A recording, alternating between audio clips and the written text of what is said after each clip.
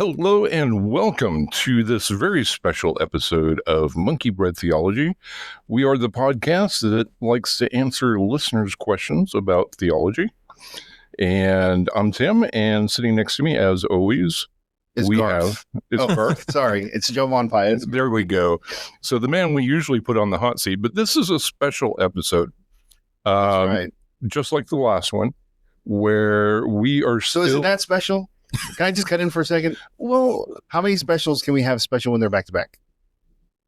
As many as we want. Is this the special? This is especially special. Okay, so like in comic books, you have the special edition, then you have the special giant edition, then the annual, then the one-off special. Okay, so the last one with Dean, we'll call that just the special. Okay. This one will be the giant special. Okay. This is a giant special. I like that. Recorded, of course, in Tennessee, not in California. And we're at Freed Hardeman University campus, and we have hijacked the radio station, and have taken it somewhere to a secret place. Well, you would figure it out if you're here, but you got to figure out where Henderson is first. Right? Do you agree, Brandon? True story. Middle of nowhere. Go to the middle of nowhere and turn right. Yes, turn right. Now, the reason this is the giant. Oh, you really can get that? Yeah, you hear that, don't you? See, I'm hitting the table. I don't do instruments here. Go ahead. Right. Well, then what's that? That's for choreography. Oh, that okay. piano over there is for choreography. Okay. And ambiance. Ambiance. Well, you use those big You just have to put the wrong emphasis on the right syllable. Okay. True story. Yes, we're in Tennessee. So anyway, the reason this one I say is the giant, because we don't have one, but we have two guests. That's right. And I'll let you introduce. Okay, so we're going to start from the guy I'm most comfortable introducing because I've known him the longest. It's okay. Yes. They're fighting over who I know the most.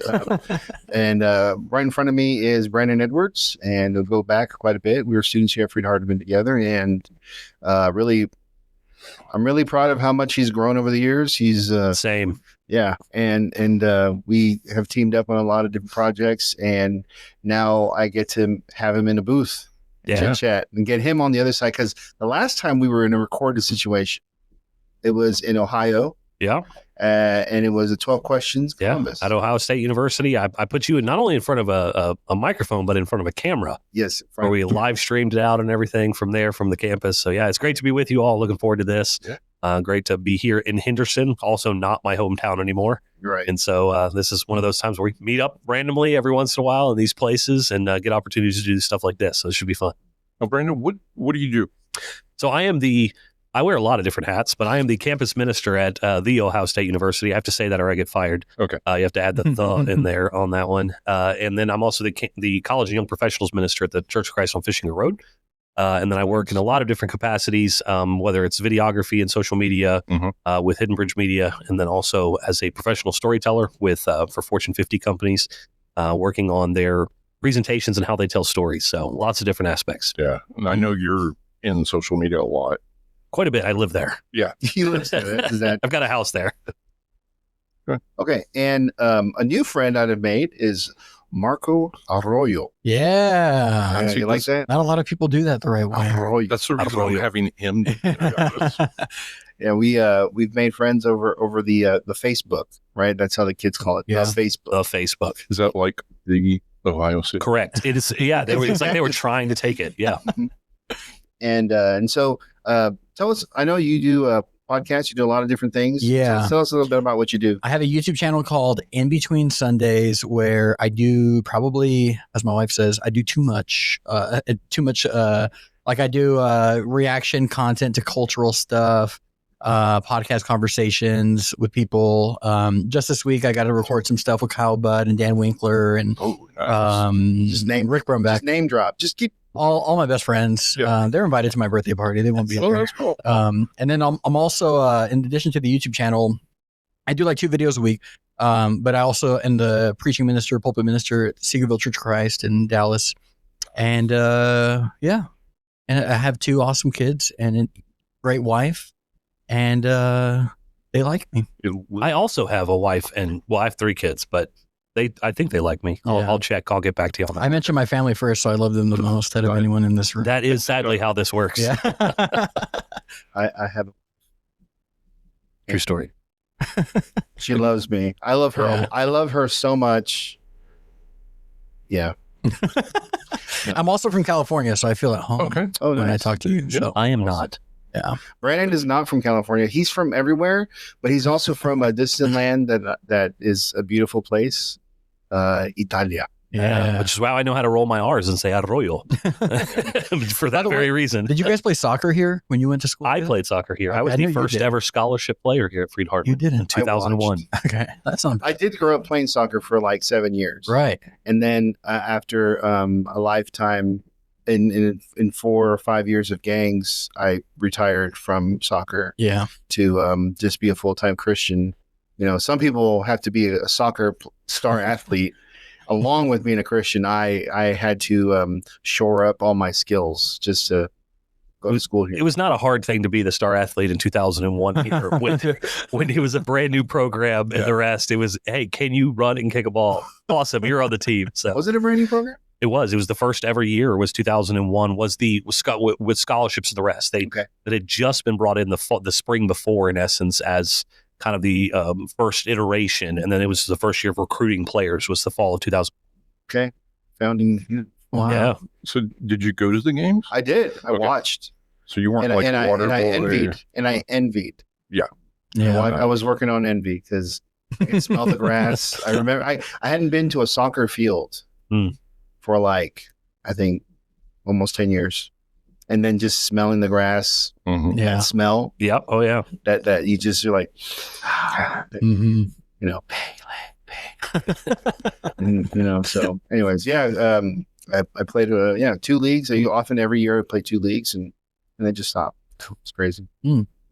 So here we are. Yeah. We have made our introductions, Tim. Yep. And what do you think we should do now? Well, we concocted this idea of hijacking the radio station. And getting people in here to talk to. Right. Let's talk about the lectureship. Yes, I can talk. Yes. So the licorice, the lectureship. So what I wanted to do is chit chat a little bit about some of the themes this year, especially, pulling from Genesis and how they've talked about a whole lot of things here. From whether is God a racist or how to best use social media, Brandon. And this is a great audience for that, for you, because just like in your talks, there's no slides. True story. That is one of the things that will always happen is when you're assigned a class on technology, media, social media, something will go wrong in that room where you will no longer be able to have use of technology in some form or fashion, which is what happened to me. So I show up to speak on social media and the TV will not work. Yeah. And so all the slides and presentations, the hours of graphic design, all of those things, the specialization, all of it is pointless. Yes. But I can say, having spent years working in technology, you always prepare for that to happen. Yeah. That's just the reality of life. And so all of my notes were ready to go in a different format. So I was able to handle that as best as one can in that moment. But the irony of social media is that over the years, it's taught all of us the value of visual learning. Mm-hmm. And so many of us have become visual learners in ways we don't really realize. Yeah. And so learning to sit and listen is where the storytelling part of what I do comes into play. And so if you can't get them to see something, how can you get them to picture something? And so that's what I try to do a lot of times with words, is to paint a narrative with words when visuals will not do in the moment. So how can you paint a picture in the minds of people by using language, which I would say is probably an art form that's lost in a lot of ways in our modern concept. So that's what I attempted to do, at least on the fly, as best I could in that moment.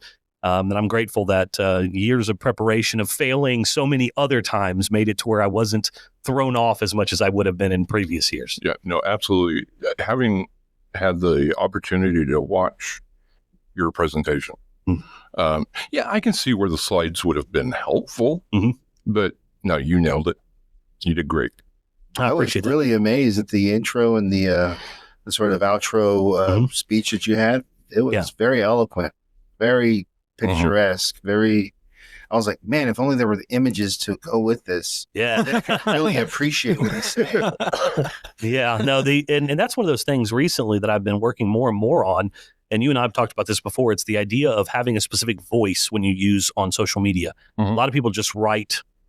They write as if it's like a book, as opposed to writing as if they're trying to tell a story. Yeah. And so much of language can be used to paint pictures, to get us to think beyond just where we are in the moment.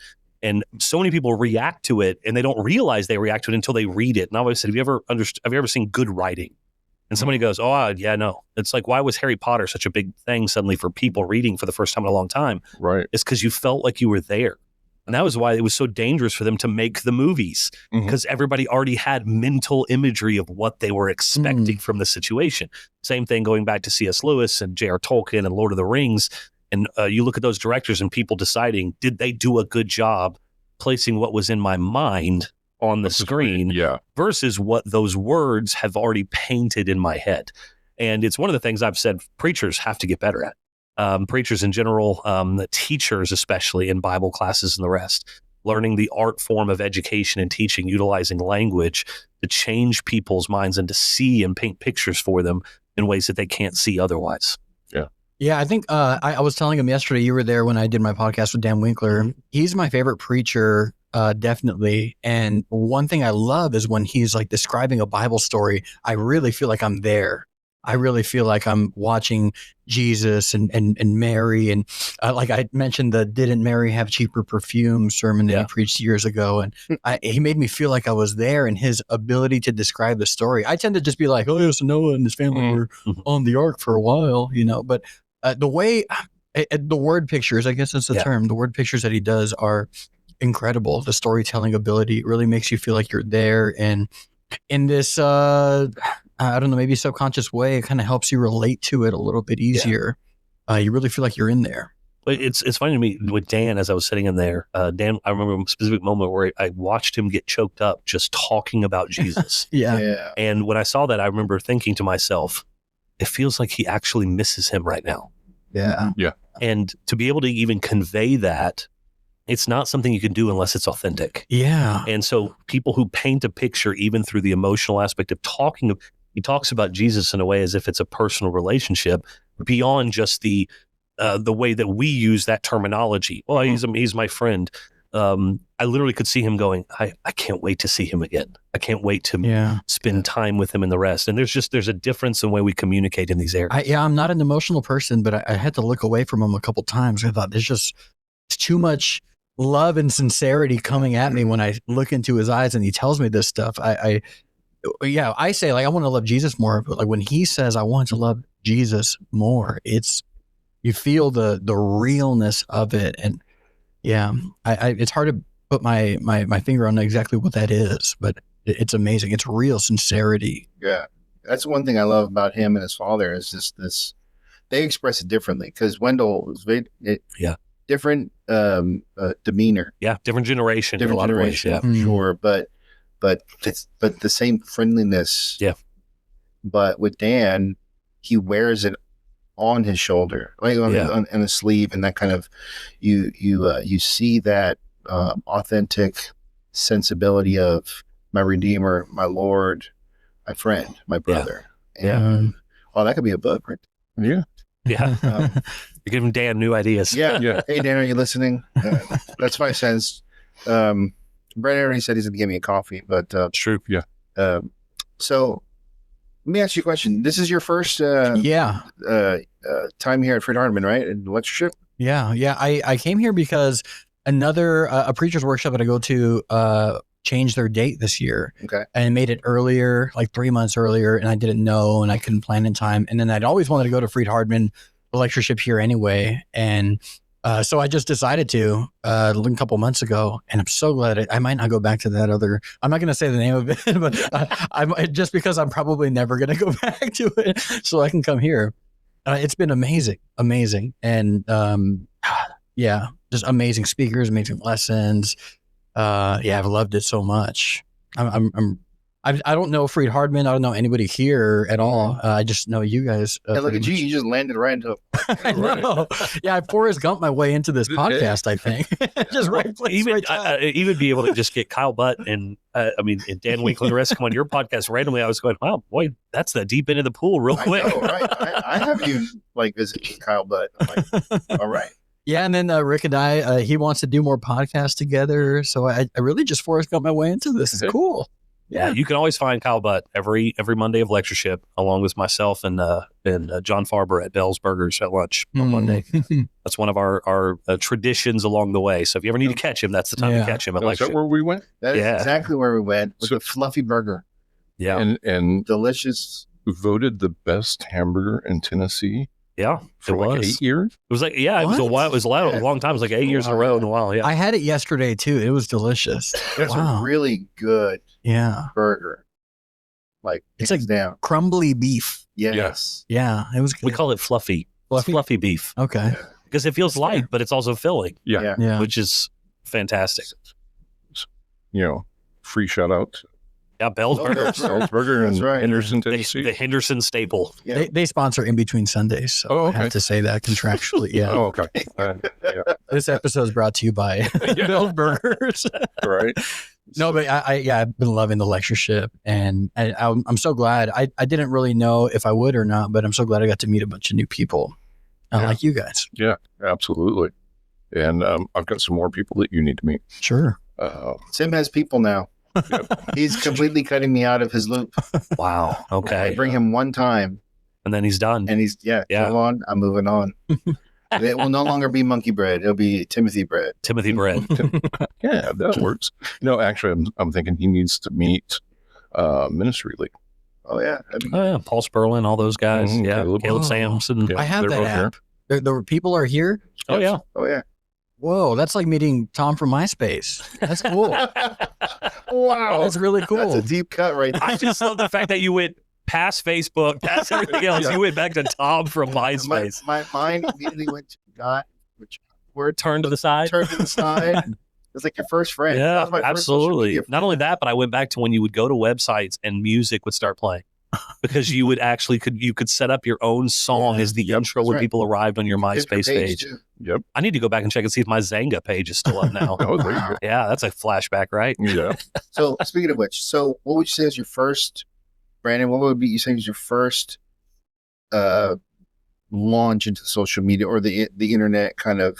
Sure. So I, No, yeah. set the context. So like late 90s, Mhm. we have the emergence of blogs, Yep. and then That would be MySpace, Zanga, those like that popped up. Yeah. right, Yep. and then you have after that you have the immediate rise of social media websites, like Facebook. Yep.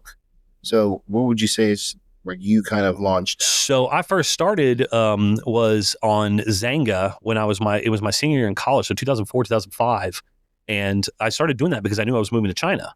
And so that was one of the things that I was going to be able to kind of join. And then there was this new thing that popped up called the Facebook. Mhm. And it came out of nowhere, it came out of Harvard at the time, where it was coming from, but you could only join if you had a university email address. That was when it first started. So in fact, if I think I look back, it's December of 2005 is when I joined. So I'm coming up on 20 years on social media, on Facebook consistently.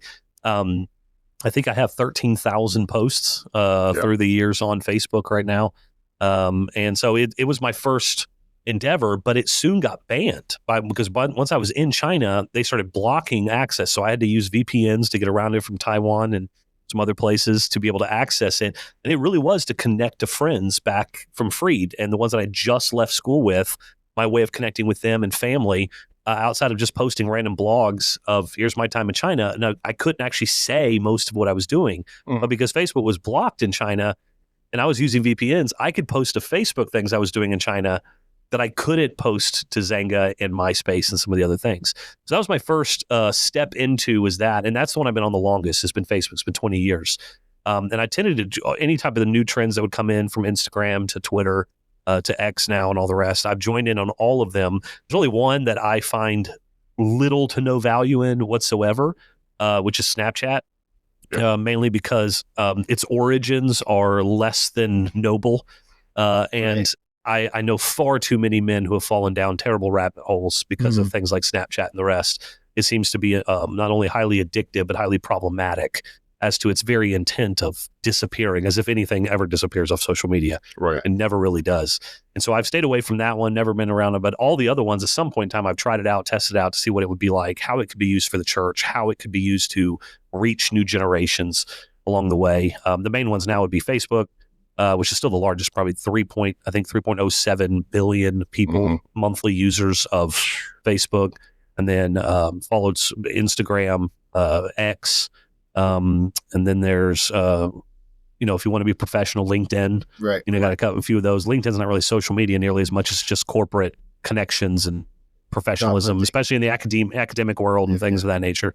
So that's where I started off. Was the early days was Facebook, and long outgrew the 5,000 friend request. And I think currently I have about 5,000-6,000 people that have requests to be friends. And so whenever somebody deactivates a profile, I'll go in there randomly just start adding back people that requested 8 years ago. Yeah. And I'm like, I don't even know if they care anymore or not, but here we are. You were in there a while back. Yeah, that's awesome. Yeah, I for myself, I tried GeoCities. GeoCities, yes. And I think it was Yahoo. Yeah. Yahoo. Wow. Yahoo had created this place. It was kind of like a create your own website. We all see it now at Wix. We have all these other, but this was like just real primitive, like Lincoln Logs for websites. and I remember not knowing a single thing. And part of it for me was as someone who was a 3-year freshman in high school, dropped out of high school. Who's someone who had tried to go through like rehabilitation programs, like computers and auto mechanics and all this stuff just to find a trade so I can, overcome and get my GED, which it did. I took a computer class and it really inspired me to go, whoa, there's like the internet and there's like ways to talk about God and I'm going to try it. And I found a free website. It was GeoCities. I went in there. Had no idea what I was doing. I just put something up. Yeah. And then it just like froze. And then it just stayed. I didn't know how to change pages. So it was just the one thing I was like, so is that it? Did I just go on the internet? Am I done? Like, are we finished? Do you remember the commercial, those commercials that warned you about finding the end of the internet? Yes, the end of the internet. Yes. And I would be like, did I find the end of the internet? It's just like it. I think I'm finished. I think I'm done. I'm retired now. I still get messages from things that I set up as tests for stuff that I turn around and go, I don't even remember doing this. Right. And then they'll be like, oh, by the way, you have a page set up for this. And I'm like, do I? Yeah. Then I remember even getting a message from AOL when they were shutting down for the first time. They were like, by the way, I had like 7 different usernames that I didn't even remember. And I was like, wait, what? I forgot AOL was a thing. And then all of a sudden I heard the noise that, and I was like, oh, it was like a flashback to, wow, I remember the AOL pop-up. You have mail. Yes, all of those things. So it's amazing how much technology and social media has changed through the years. But I remember those early static pages and static days. I probably got about 30 of them out there somewhere that somebody will pop up on them like, by the way, did you know you still have this? I did not. Yeah. Not even sure that's me. I think I still, and I probably don't even have to log in anymore, a Blogspot. Blogspot, yes. For the woodworking. Now, let me ask you this. For your church or your congregation. This is Marco. Yeah. I'm sorry. Yeah. We haven't advanced to video camera yet. Well, it's because I have that face for radio. I know. Yeah. But anyway, do you use a lot of social media with your congregation? Yeah, well, they do, pretty active Facebook account, but for the YouTube stuff, it's really just like the live streams, all the basic stuff.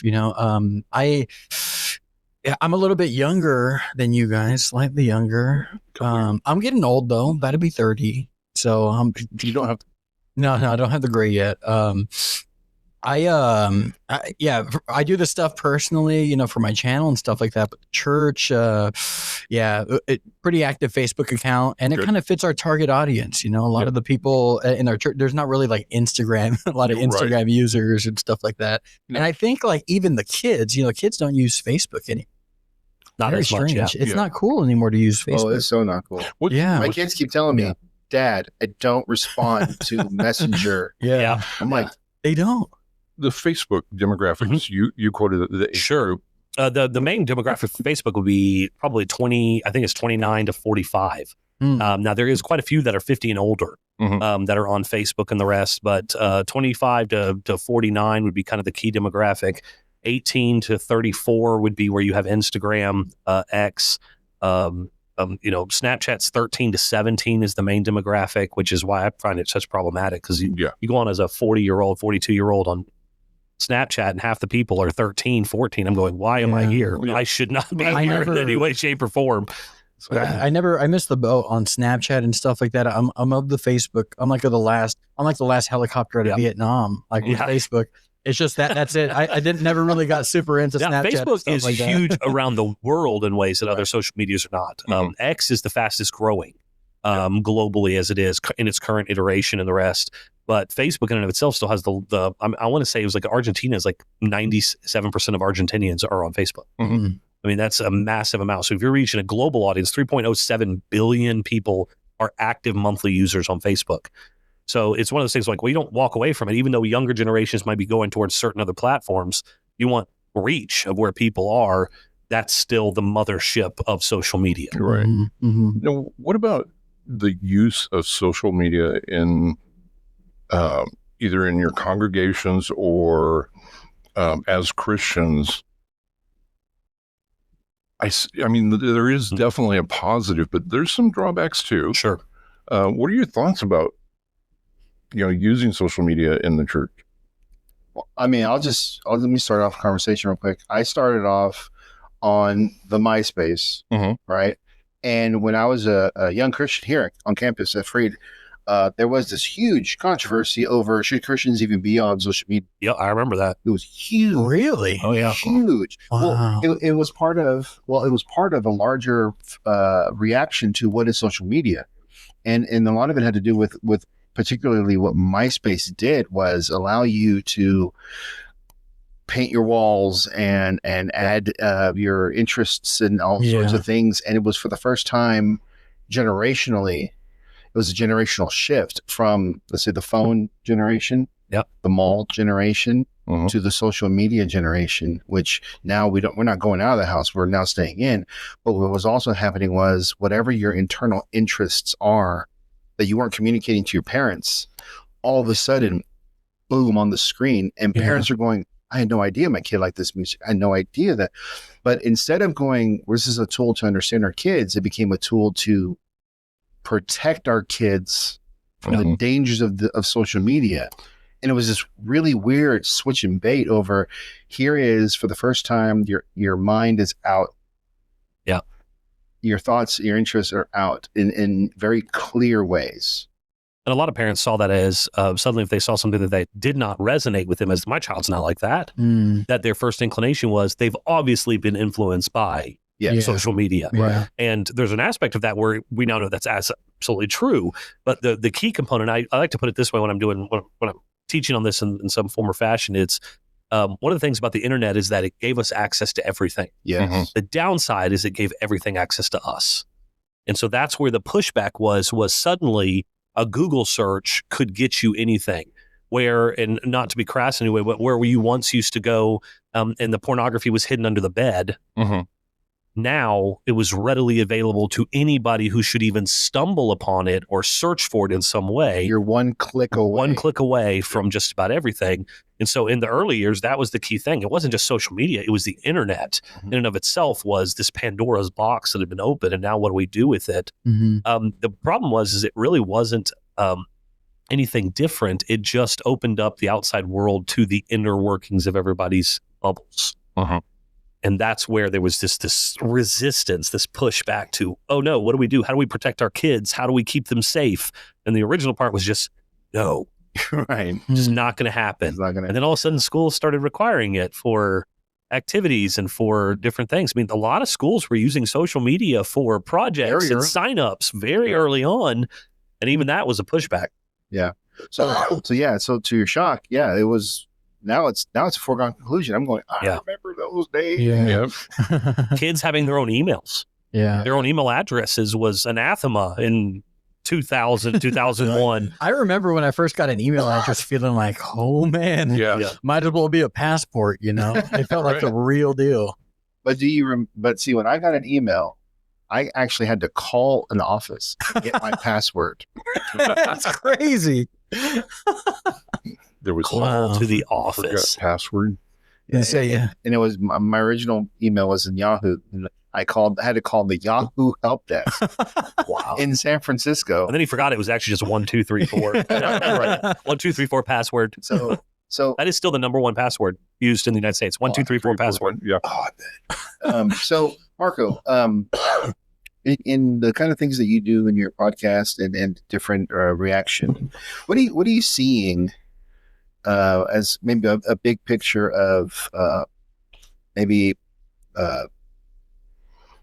how people talk about faith, or how maybe Christians are using the internet to address problems or issues, or even debate each other?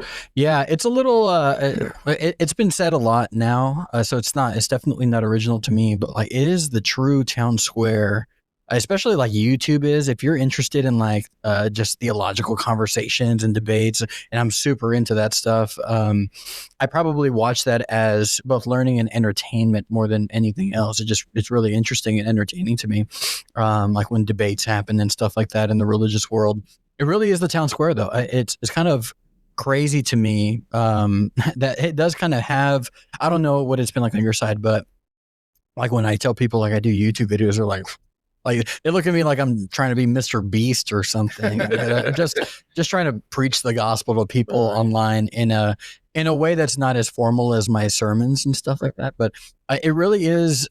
Like when I go to other countries, like I've done, mission work in Mexico and Costa Rica, you can literally just walk into the town square and start talking to people, and they'll sit down, they'll spend a half hour with you in the middle of their day. But we just don't really do that in this country, really. But if you show up on YouTube, they're hanging out there, and they're real people. They're still real people that are like watching videos and stuff. And so it really is like the town square. And what I'm noticing is, and I actually made like a prediction about this. It's a really good time for people because of like the despair that social media causes, all the comparisons and things like that people do. It's caused people to reevaluate, like, what is my purpose in life? Who am I? Do I even matter? And I've seen like a trend that I predicted this like a year ago in a video, and I got called like a numbskull by a bunch of people. And Words. yeah, I know. Yeah. And then not that long ago, there's like a New York Times article that comes out that says the decline of Christianity has halted, according to Pew Research.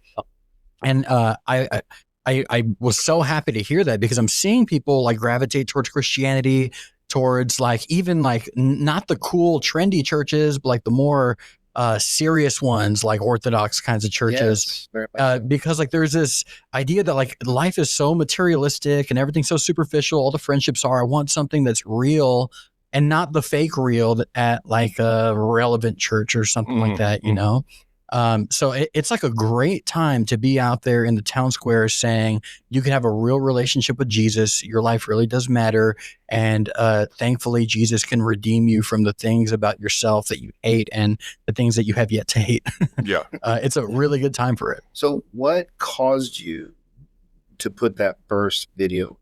Yeah. Well, at Seagaville, it's so funny. I had a college student who said, do you know of any good devotional material? And I just don't know what exactly to recommend to you. And I thought, how about this? Like for me to you, I'll record a video at home, like a devotional, like 10 minutes, and I'll send it to you, and it'll have like weekly challenges and stuff like that. And so I did that for about a year and a half. I would send it to him and then email it to the rest of the church. I didn't tell anyone about it on this channel. And if you look at my YouTube channel, the earliest videos are all devotionals, basically. And then one day I did a reaction video to like some pastor guy or something like that about the thief on the cross. And like the members there at the church, they loved it and they were raving about it. Oh, that is so cool. And I thought, well, that format's kind of fun. And so I took a break and I was rethinking it for a while. And it's funny, it started with just one guy and he kind of slipped and fell off of the consistency train and everyone else was enjoying it. But I thought, reaction stuff is kind of fun to like say, look at what people are saying. What does God say? Or what's the Christian perspective on this? And so then I started making videos that were more reaction based, and then I started to publicize them, promote them. And so I just felt like a lot of people like the idea of a Christian, a brother in Christ, reacting to stuff that's out there. Yeah. Someone's addressing it. Someone's talking about it. They're seeing it anyway. So then I started making videos, and then they've been gaining a lot of traction. I've joked for years that if you've ever seen Mystery Science Theater 3000, some of the greatest comedy, where a guy and two robots are forced to watch the world's worst movies, Right. and the way that they survive it is by mocking it, making fun of it, and it's early reaction is what it is. It's reaction videos just from a comedic level. I've often said that I think that some of the funniest things that could ever happen is somebody did that to a lot of sermons that you would listen and you go, wow, that guy didn't mean to say that or shouldn't have said it that way or whatever it may be. I've talked myself out of it 100 times, mainly because I'm like, I don't really want to be that guy, because I've also got sermons out there where I've said the wrong thing or something like that along the way. But the reality is reaction videos is one of the largest trends on YouTube. Yeah. Some of the biggest ones out there, whether it's reacting to new artists or music, whatever it may be. And even in the church spaces, there's some fantastic ones that I do a lot of interacting with on X, accounts that specifically look at church postings, what's going on, and people saying, here's this new Christian wave of things going on. And these guys are going, that's not Christian. Yeah. And just the reactions are creating literally online discussions on theology and the rest in philosophy, that when you can step into the fray and hopefully provide some insights, and doing it from a video perspective or even then from just a commentator's perspective, you never know who you're impacting. You never know whose mind you might just be getting to think just a little bit differently on such small things. And this is where I think that town square mentality, to realize that when God says go into all the world, I've noted this in my lesson yesterday, Paul would have been on Twitter and he would have, Peter would have been out there. They would have been sharing the gospel, all things to all men, trying to find a way to spread the gospel consistently across the globe. Social media and technology and YouTube and videos, it's where people are in this way. Yeah. Right. And I kind of felt like I wish like some of my favorite like preachers or whatever it might be, Christians would respond to that or talk about that or address whatever it might be. And there are some of them that do that, but I don't really. I wish more of them did it. And I thought, well, I'd like to do it, so I can just do it, and hopefully more of them will do it, because we're all hearing it. We're all hearing it, and like the teens at church at Seagoville, they're hearing it. And like you said about social media, a lot of their parents don't know what they hear. What they're listening to. The shift is different. Parents are always going to be playing catch up with their kids unless they're very, very proactive. Yeah. But yeah, that's exactly right. We have to also consider what's going on in our youth's world as we minister to them. And me in ministry, I've always sort of been more of a generic, and that sounds awful, a generic preacher. But my ministry has been more, I have never worked with a real youth minister, and I've never been the youth minister. I've always had to be all things to the whole congregation. You've been the guy. I've been, yeah. And so you kind of have to triage. Yeah. You know, like, where's my energy going to be for the next 6 months? Where's my energy going to be for the next year? Where's my energy going to be for the now? You know, what's the message? And is it going to work in all the demographics in front of you? And, so I've needed parents to step up on their own. Yeah. So it's a conversation. You have to be on it. You have to be aware, or you have to manage. But overall, though, I think the place of social media in our world is, especially the Western world, technological world, first world, even third world, like now people have social media on their phones, and they may not have like running water, but they got a phone. They'll have a smartphone and no running water. Yeah, absolutely. I'll be playing chess, and all of a sudden this guy is like from Nairobi or something, and I'm going, okay, cool deal. It's like, I keep talking to Jovan about this. When I look at the stats for the podcast, there is somebody in Berlin that listens. You got It's you like, got a Shout out to Berlin. yeah, shout out whoever you are. We love you. Thanks for listening. His name's probably Hans. Shout out Hans. There we go. Who is this Hans? Yeah. But it's amazing. Yeah. The way you can connect. Yeah, I did an online series on going through Mere Christianity, which I'm about to do again this fall. But going through Mere Christianity, when I would look after the fact and see where it was, obviously I had quite a few that were from China, just from my time there. So I had about 30 or 40 that were coming from China. But I had I had 49 states. Yeah. 49 states. The only state I didn't have at the time was somebody from Maine.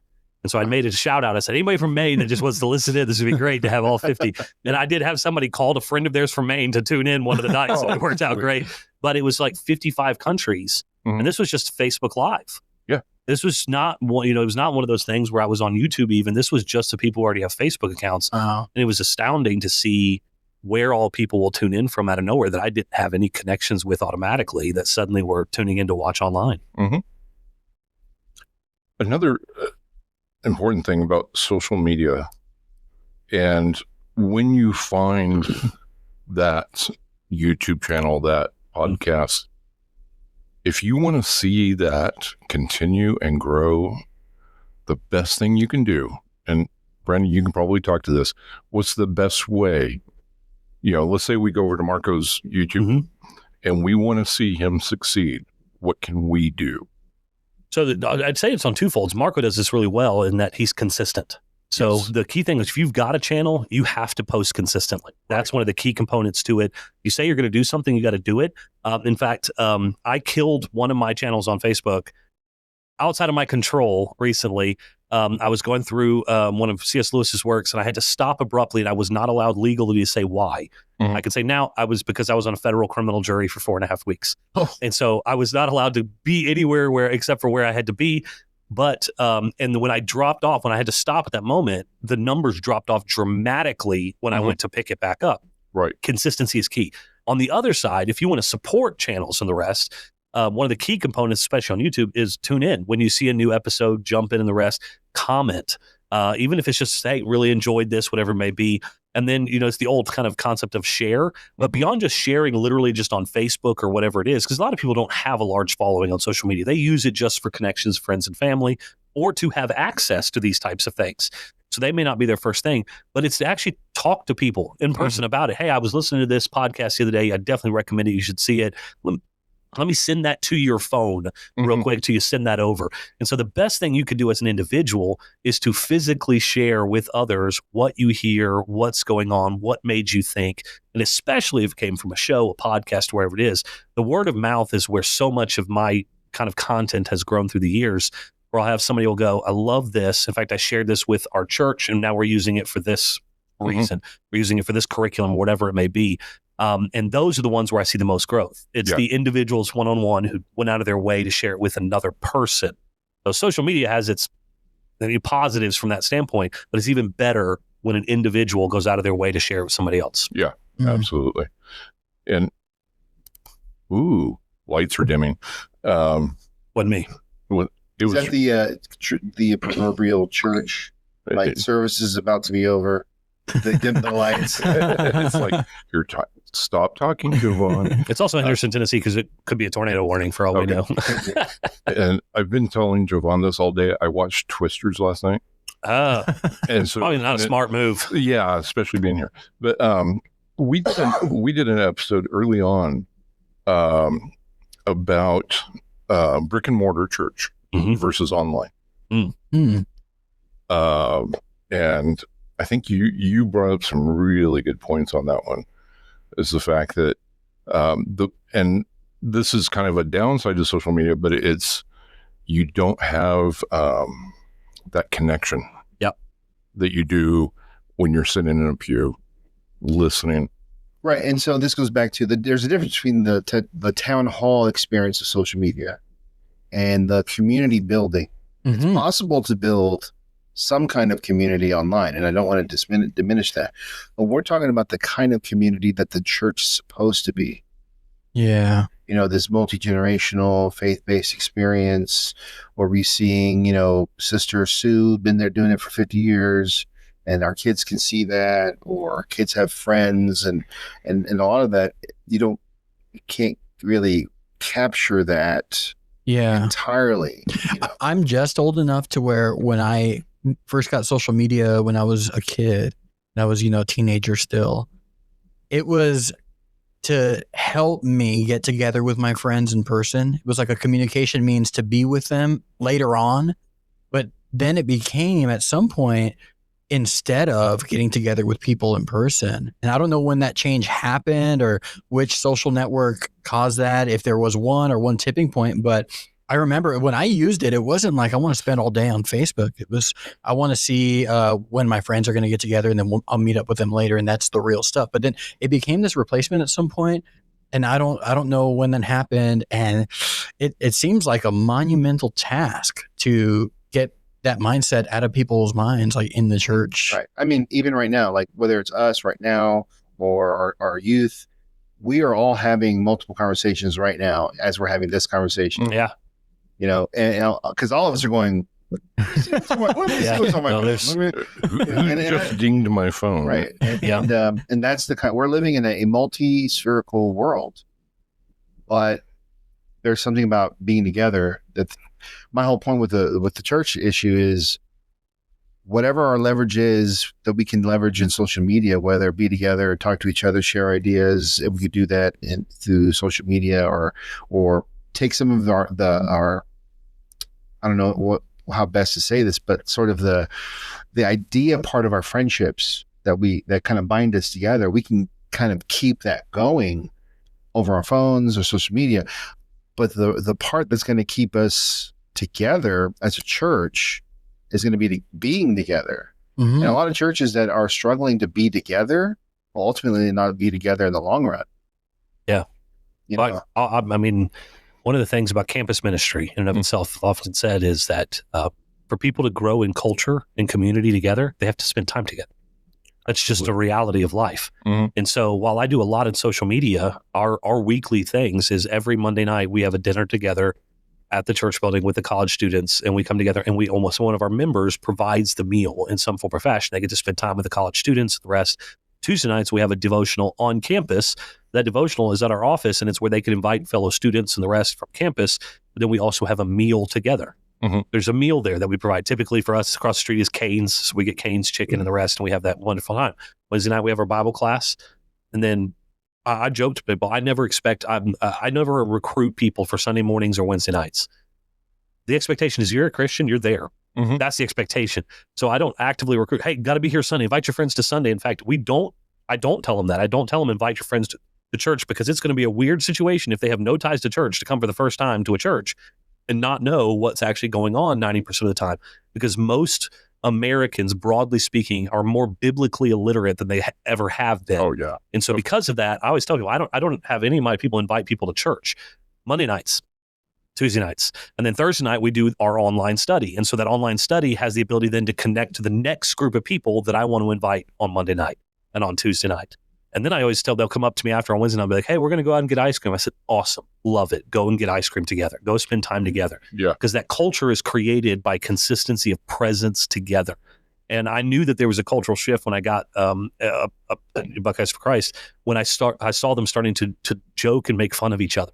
Mm-hmm. I don't mean that as a negative. Like they had nicknames, right, and they started playing around and the rest. And I went, now we're at a point where it's a family, because they're joking. Hey, where were you the other night? Oh, you were working. Right. You were working. Uh-huh. And there was positive peer pressure for the fact that they were missing the Mondays, the Tuesdays, the Thursdays, and the rest. And you have to have that. And if all you ever did was online, you can't create that type of culture in the same way. Right. You create a group of watchers, but not a group of participators, people who feel connected to the culture itself. Yeah. It's interesting how parallel the two things run, because we were just talking about how if you want to grow social media or YouTube or something, you got to be consistent, and people should have the expectation that you're going to be uploading one, 2, 3 videos a week or something like that. But on the other side of it, if you want to create real relationships, there has to be consistent getting together and the expectation that that's just what we do. Like we're going to get together, we're going to talk, we're going to socialize, we're going to know each other more and more. And that is the groundwork for real relationships. It's two different things, social media and reality. And again, they get replaced or they get conflated with one another, but they both kind of have a similar formula, which is consistency and the expectation that we're going to be there with and for each other. Yeah. Yeah. I like it. What else we got? Well, we can ask him about what is the answer to the universe? Jesus. Yeah. Done. Mic drop. What is the gift of the Holy Spirit? What is the blasphemy of the Holy Spirit? like Jovan's when Jovan spoke on Monday. Yeah, Monday. I mean, it could have been literally a 15-second. Yeah. Is Sweet. God a racist? Is God a racist? No. Thank you. Yeah, well, what was it like for you when you see, well, God didn't do the curse, Right. and so therefore, no, easily, solidly. In your preparation, I was very curious about, did you go like, well, now how am I going to fill the time? Because this was kind of a slam dunk. Or was there still a lot that you already thought about covering that you wanted to cover? You should have seen the text message conversations between him and I over the last 6 months. look, I've written that sermon at least 30 times. Really? Whoa. Because one was me just sorting out so many of the ideas that are really pressing on that kind of question, right? We not only do we have a historical issue, right? That text was used for in many circles, in every circle, many European circles, as part of the justification.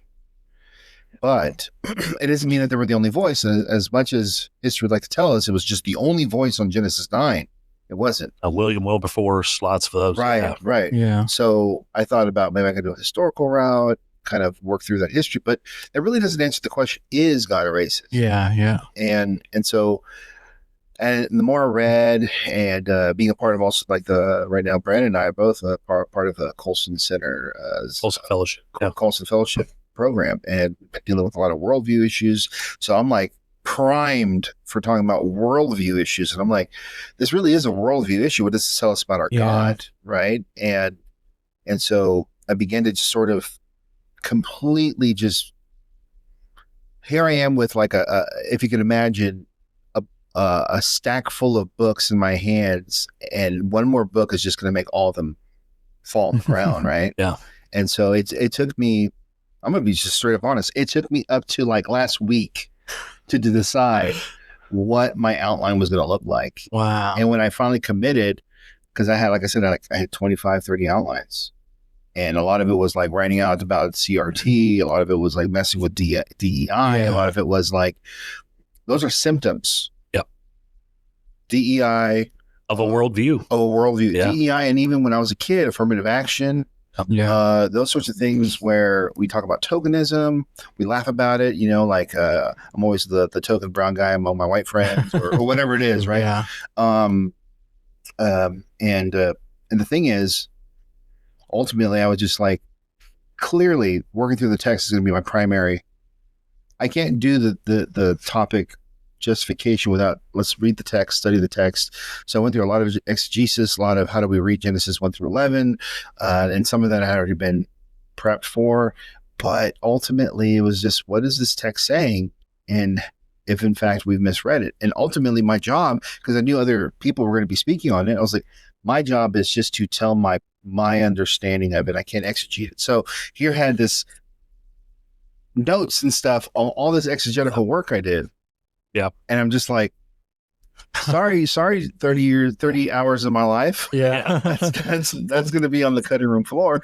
And then I go over to the world. So it was just like slowly just cutting room floor stuff. Yeah. As soon as you pointed out God didn't do the curse, Right. I remember going like, wait, Little light bulb, how long right? have we been here? We haven't even been here that long. Right. We're like, what is he going to do now? Right.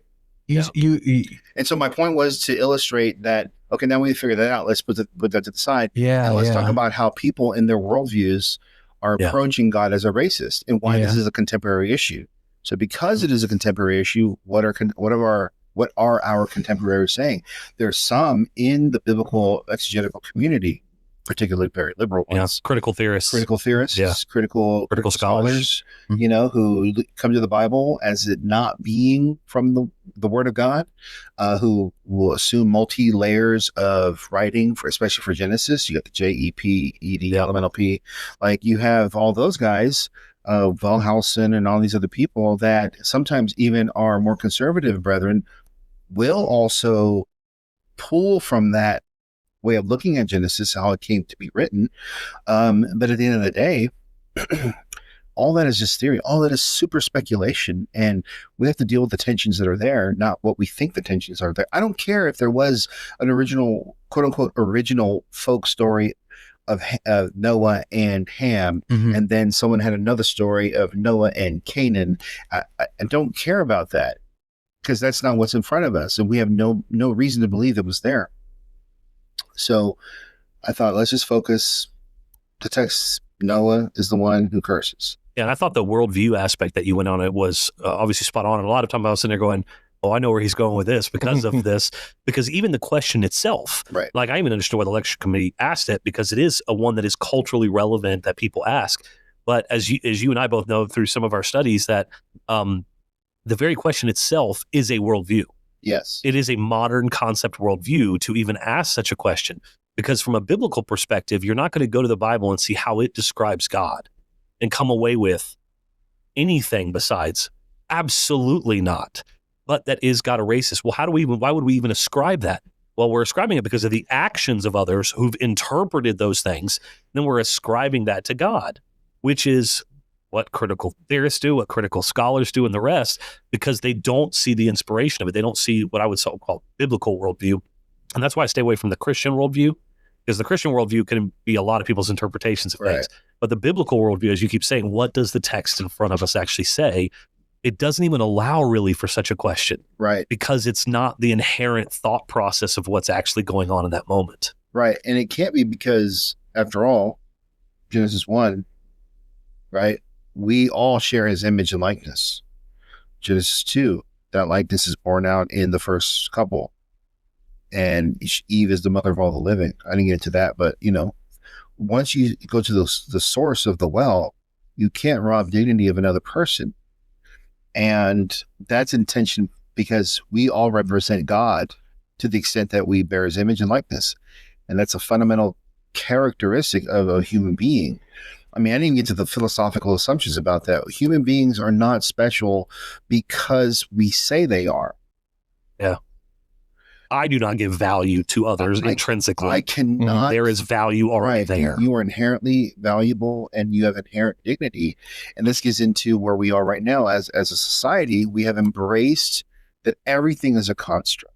We have embraced that value is a construct, that we have attributed or we have ascribed value to a person or thing because we have collectively in our social contract have evolved to accept some things. Yeah. So as a consequence, we can always change what's valuable, right? And this speaks to things like sexual orientation. This speaks to... It's why we have to celebrate things to give them value. Right. Otherwise, if you're not celebrating along with me, you're not agreeing with it, you're not... what's the terminology that we use all these times? It's not just the validation, but it's the very premise of seeing people. We even use that terminology. You're not really seeing me and the rest. Yeah. There's the assumption that if you don't agree with me, then I have no value because you're taking my value away. You're saying as if anyone could do that. Correct. Yeah. So and a lot of that is because the premise behind that or the assumption behind that is my value is a construct. Yeah. And so I have to fight for my, and that's why at the end where I presented the black scholar. I mean, he called him, a scholar of black theology at Florida State University. He's not deceased, but he affirmed, for example, liberation theology is not helpful for the black experience or the black church experience because they're waiting for liberation. Yeah. God seems to not be providing liberation. Yeah. Whatever they define as liberation.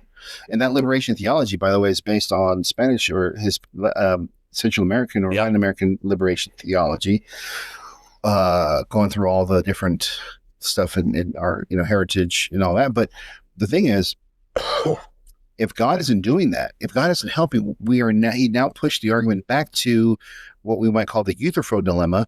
God is either he's all loving, but he doesn't have the power. He's all powerful, but he's not all loving. And as a consequence, you're left with a God who's neither loving nor all powerful, because if he loves you, then he should want to change your life. Mm-hmm.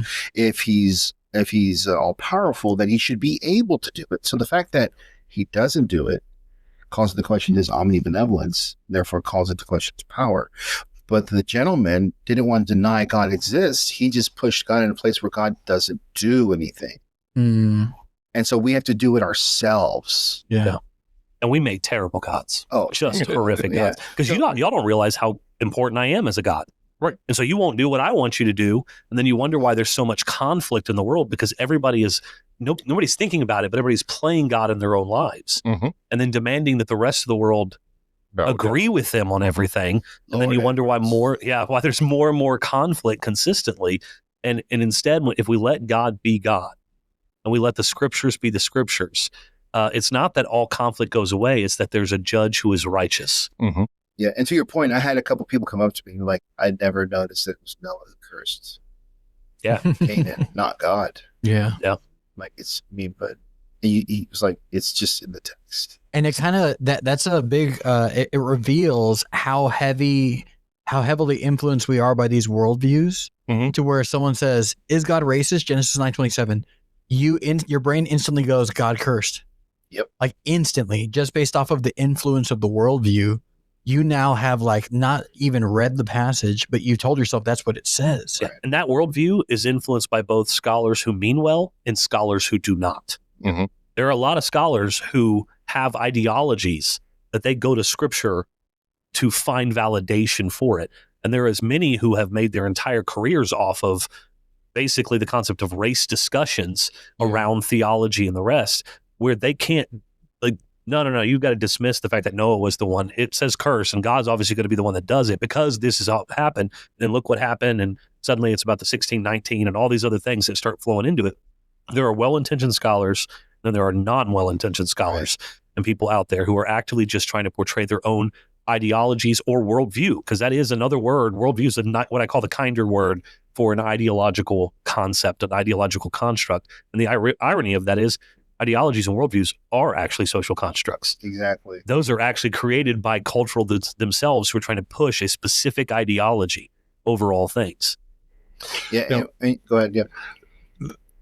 In this conversation about your topic that you spoke on, I think it begs the question, will we ever see a book? It's Got Erases by Jovan. Mm. I mean, I can get AI to write one for you in about 20 minutes. Nothing like putting him on the spot. Wow. Well, Give me all your outlines, man. I'll line them all up. there you go. Yeah. We'll see. I'll have some time, I think, coming up. Yeah. Some things. We've toyed around with doing a book We that's have. in the same realm. That's right. Yeah, in the same realm Never of know. critical You race theory, might just stick with intersectionality. Jovan Mm. Just hearing Let me just say something. This guy has done so much work in critical race theory and understanding it that you can't appreciate some of the things I say without appreciating some of the things he and I have talked about. Yeah. Because I appreciate so much his depth of knowledge on this topic that I really think Jovan put up with me through my grad school days. Okay. Mm. Whenever I was going through the dark days of critical race theory, intersectionality on a daily basis, he was my sounding board. he was going to a small Eastern Eastern Coast School. Yeah, some little One of known. those little.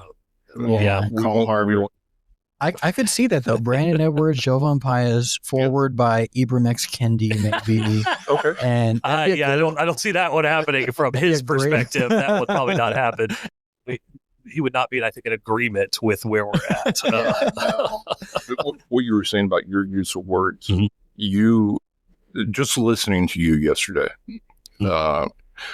I found the word that popped to mind was poetic. Mm. I mean, you are so good with words. I appreciate that very much. Anyway, we got anything else? No, I think we have badgered them enough. Okay. quick wrap up roundup then. Marco, tell us what you're doing next, and plug it again. Yeah. In Between Sundays on YouTube.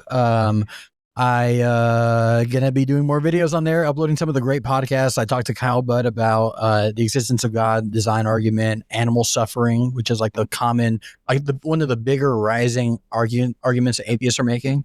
Talked to Dan Winkler about what I wish non-Christians knew about Jesus, and not really from the intellectual arguments, X's and O's, but the heart of Jesus, what I wish they really knew about who Jesus really is. And I talked to Rick Brumback about the importance of and how to contextualize early church history for us, and not to just throw it all out and say, oh, just the Bible, and then not to make it the end all be all. So those conversations will be coming up in the next week or so. Wonderful. So very excited about that. That's really great. I had Rick for early church fathers. Yeah. He's a brilliant man. He knows his stuff. Yeah. Yep. I call him a church father nerd. So that's but in a good way. Yeah. In a good way, because he knows his stuff. We spent the next 45 minutes after that podcast talking about it. Awesome. He knows so much. Brandon, what's up with you? Tell the world. Tell us. As always, there's lots of things coming up that I'm excited about. One of the key ones is I'm redoing my series on Mere Christianity.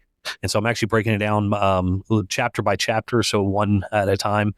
And so most of them can be read in about 3 to 5 minutes, sitting down and then going through, kind of opening up kind of discussions. And I'm creating little discussion guides, more questions than anything that people can ponder and think through the way that I think Lewis would have wanted it.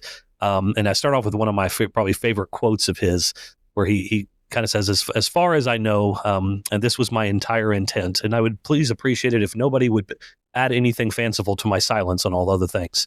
And so it's really kind of a deep dive into what his original intent was, which was to describe mere Christianity. This is the basics of Christianity, and to make some apologetic arguments and the rest. And those will be available on Facebook and on YouTube and the rest, laying those forth. And I've toyed around with doing them live, but there'll be 33 of them in total. Mm-hmm. And so it's actually what I'm doing for the Colson Fellows. Oh, nice. Lining that up. And then I've got a series that I'm just finished writing that I'm working through with our college students right now called Fog and Lodestone. And it's a study through Ecclesiastes and Proverbs. You know what fog, everybody understands kind of what fog is, but a lodestone was one of the magnetic type rocks that would always pull towards the north that sailors would use at different times. And so in the times of when you're in fog, what's the lodestone? And so it's a walk through both the positives and the negatives of wisdom found in Proverbs and Ecclesiastes. And so that's a full curriculum that I'm giving away for free. You can find it on my Facebook and the rest, and go in there, and I'll be uploading all of that along with graphics and media and all the rest of the stuff. So and the graphics work? Yeah. Oh, yeah. Graphics will work because I'll be posting them directly. So you can download them and they will work. Yeah. Once they get to your church, you're on your own. Yeah. Yeah. That when you plug in yourself. Right.